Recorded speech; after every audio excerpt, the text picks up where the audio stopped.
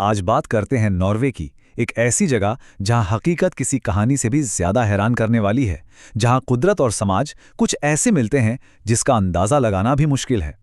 जरा सोचिए, आधी रात हो रही है और कोई बाहर टहल रहा हो और सूरज वो अभी भी आसमान में चमक रहा है।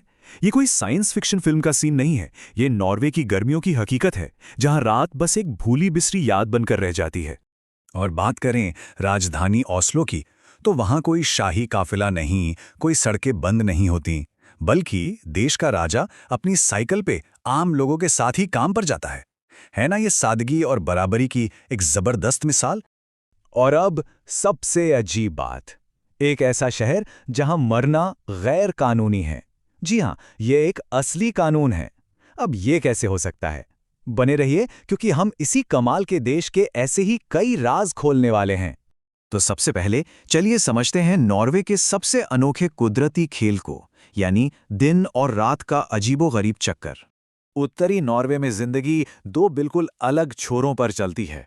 गर्मियों में आता है मिडनाइट सन, मतलब दिन कभी खत्म ही नहीं होता, जो चारों तरफ एक अलग ही एनर्जी और जश्न का माहौल बना देता है।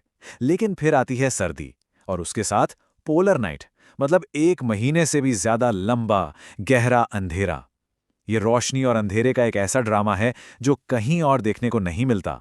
लेकिन इसी पोलर नाइट के अंधेरे से एक ऐसी खूबसूरती निकलती है जो होश उड़ा दे, ऑरोरा बोरेलिस। सोचिए, हरे, बैंगनी और गुलाबी रंग की रोशनियां, जैसे कोई आसमान में चुपचाप डांस कर रहा हो। तभी तो दुनिया भर से लोग इस लाजवाब कुदरती लाइट शो को देखने के लिए यहां खींचे चले आते हैं। अब बात करते हैं नॉर्वे की पहचान की, इसके शानदार पहाड़ और गहरे समंदर की। नॉर्वे का जो लैंडस्केप है ना, वो उसके मशहूर फ्यॉर्ड से ही पहचाना जाता है। पर ये होते क्या हैं? आसान भाषा में समझिए कि जैसे लाखों साल पहले विशाल ग्लेशियरों ने पहाड़ों के बीच से अपना रास्ता बनाया और गहरी संकरी घाटियां बन गईं। फिर इनमें समंदर का पानी भर गया। नतीजा, एक ऐसी खूबसूरत और नाटकीय तटरेखा जो दुनिया में और कहीं नहीं है। इनमें से कुछ फ्यॉर्ड्स और चट्टानें तो दुनिया भर में फेमस हो चुकी हैं, जैसे गेरांगर फ्यॉर्ड, जो यूनेस्को की लिस्ट में है और अपने झरनों के लिए जाना जाता है। फिर है ट्रोलटुंगा, यानी ट्रोल की जीभ। सोचिए, एक झील से 700 मीटर ऊपर हवा में लटकी एक चट्टान, और हां, उस एक यादगार तस्वीर के लिए 10 से 12 घंटे की मुश्किल चढ़ाई करनी पड़ती है। और बिल्कुल उत्तर में है नॉर्थ केप, जो पूरे यूरोप का सबसे उत्तरी किनारा है। तो नॉर्वे के लोग अपनी प्रकृति से इतना ज्यादा क्यों जुड़े हुए हैं? इसकी एक बड़ी वजह है ये कानून, एलिमेंट्स रेटन। इसका सीधा सा मतलब है घूमने का अधिकार। ये हर किसी को ये आज़ादी देता है कि वो पहाड़ों, जंगलों और झीलों में कहीं भी घूमे, कैंप लगाए और कुदरत का मजा ले। कुदरत की खूबसूरती तो है ही, पर नॉर्वे अपने लोगों की खुशी के लिए भी जाना जाता है। तो आखिर इसका फॉर्मूला क्या है? देखिए, इनकी खुशी का एक बड़ा राज छिपा है इनकी आर्थिक समझदारी में। अपने तेल और गैस से होने वाली भारी कमाई को खर्च करने के बजाय नॉर्वे उसे दुनिया के सबसे बड़े सॉवरेन वेल्थ फंड में लगाता है।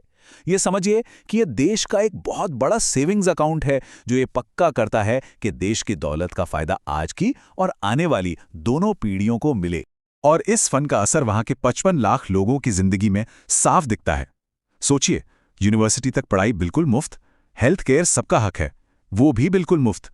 लोगों की औसत उम्र 82 साल से ज्यादा है। तो कोई हैरानी की बात नहीं कि नॉर्वे हमेशा दुनिया के सबसे खुशहाल देशों की लिस्ट में ऊपर रहता है। चलिए, अब जानते हैं कुछ ऐसे अजीब और अनोखे फैक्ट्स जो नॉर्वे को सच में सबसे अलग बनाते हैं। तो वापस आते हैं उस सवाल पर जिसने सबको हैरान कर दिया था, स्वालबार्ड द्वीप पर मरना मना क्यों है? वजह पूरी तरह से वैज्ञानिक है। यहाँ की जमीन हमेशा जमी रहती है, जिसे परमाफ्रॉस्ट कहते हैं। इस बर्फ में शरीर सड़ते नहीं हैं, यहाँ तक कि 100 साल पुराने वायरस भी उनमें जिंदा पाए गए हैं। इसीलिए जो लोग बहुत बीमार या बुजुर्ग होते हैं, उन्हें मुख्य भूमि पर भेज दिया जाता है। और स्वालबार्ड की अजीब बातें यहीं खत्म नहीं होती।